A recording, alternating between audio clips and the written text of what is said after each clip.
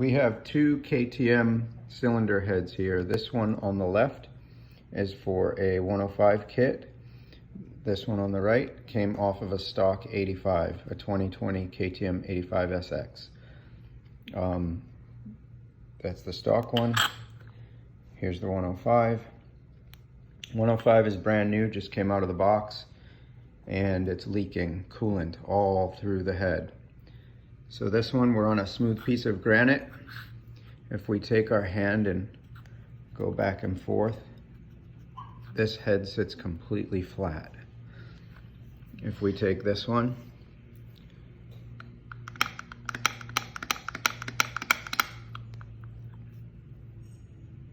I can slide it over here where the other head was.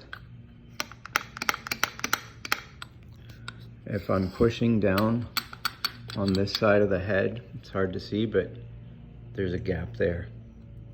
If I rotate it 180 degrees, it's tight. It's tight here. Now I'll push down on the opposite side. Now there's a gap.